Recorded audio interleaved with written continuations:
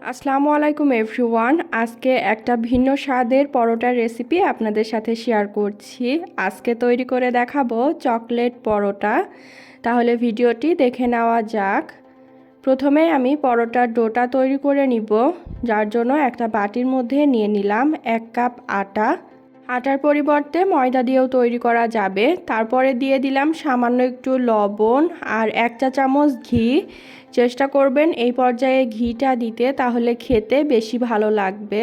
এখন সব কিছু একসাথে মিশিয়ে নিতে হবে। তারপর এর মধ্যে পানি দিয়ে দিব, অল্প অল্প করে পানি দিব আর আটার সাথে ভালোভাবে মিশিয়ে নিব। এখানে আধা কাপের কিছুটা কম পানি লেগেছে। অল্প অল্প করে পানি দিলে পানির পরিমাণটা বুঝতে সুবিধা হবে। আর এই আটার যে ডো, সেটা একটু টাইট করে তৈরি করতে হবে। প্রায় 5 থেকে 7 মিনিট সময় নিয়ে আমি আটার ডোটাকে মথে নিলাম।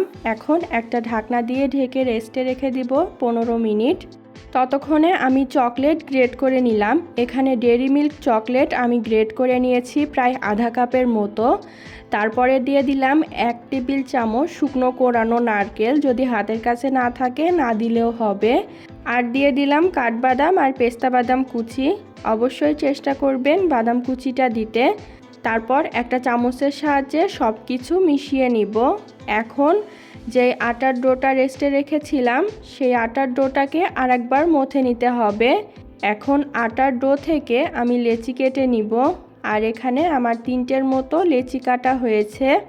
এখন একটা লেচি চপিং বোর্ডের ওপরে নিয়ে প্রথমে হাতের সাহায্যে আমি একটু গোল করে নিচ্ছি। গোল করা হয়ে গেলে এখন 2 আঙুলের সাহায্যে আমি একটা বাটি তৈরি করে নিচ্ছি। এখন তৈরি করে নেওয়া বাটির মধ্যে আমি চকলেটের মিশ্রণ দিয়ে দিচ্ছি। তারপর সব দিক থেকে সমানভাবে বাটির মুখটাকে সিল করে দিতে হবে। এখন চেপে চেপে চারিপাশ থেকে সমান করে একটু চ্যাপ্টা করে নিচ্ছি। তারপর ওপর দিয়ে শুকনো আটা ছড়িয়ে দিতে হবে। এখন একটা বেলনের সাহায্যে পরোটাটাকে বেলে নিচ্ছি। 2 পাশ থেকেই উল্টে পাল্টে পরোটাটা বেলে নিতে হবে একটু বড় করে। যখন দেখবেন পরোটাটা বেলতে বেলতে একটু ছিঁড়ে ছিঁড়ে যাচ্ছে আর চারিদিক থেকে চকলেট দেখা যাচ্ছে, তখন পরোটাটা আর বেলা যাবে না। একটু মোটা করে পরোটাটা বেললে চকলেটের যে স্টাফিং, সেটা বাইরে বের হয়ে আসবে না।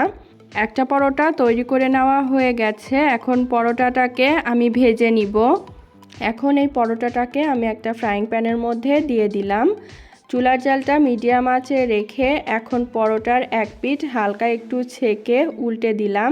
তারপর এর মধ্যে দিয়ে দিলাম 1 টেবিল চামচ ঘি অথবা বাটার দিয়েই এই পরোটাটা সেঁকতে হবে, তাহলেই খেতে ভালো লাগবে। এক পিঠ ভাজা হয়ে গেলে উল্টে দিলাম। তারপর আর এক পিঠ ভাজার সময় আর 1 টেবিল চামচ ঘি দিতে হবে। এখন চারিপাশ থেকে চেপে চেপে পরোটাটাকে আমি ভেজে নিচ্ছি। পরোটাটা ভেজে নেওয়া হয়ে গেছে। এখন আমি উঠিয়ে নিব। আর বাকি যেই পরোটা 2টা আছে, সেই পরোটা 2টাকেও ভেজে নিচ্ছি একইভাবে। এই যে পরোটাটা ঠান্ডা হওয়ার পরে চকলেটটা মেল্ট হয়ে পরোটার ওপর থেকে চকলেটটা ভালোভাবে দেখা যাবে। এখন পরোটাটাকে আমি 4টে অংশে কেটে নিচ্ছি। চাইলে পরোটা আস্তভাবেও পরিবেশন করে নেওয়া যাবে। এখন একটা পরোটা দেখিয়ে দিচ্ছি পরোটার মধ্যে চকলেটটা কতটা পারফেক্টভাবে মেল্ট হয়েছে। দেখার সৌন্দর্য আর খেতে আরেকটু টেস্টি লাগার কারণে আমি চকলেট পরোটাটাকে সাজিয়ে নিয়েছি আরও কিছু চকলেট, বাদাম এগুলো দিয়ে। প্রথমেই পরোটাটা একটা প্লেটের মধ্যে সাজিয়ে নিতে হবে।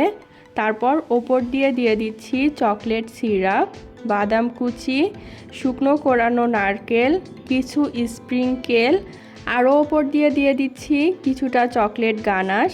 2 পাশে প্লেটটা একটু ফাঁকা ফাঁকা লাগার কারণে আমি একটু রোজ প্যাটেল দিয়ে সাজিয়ে নিলাম।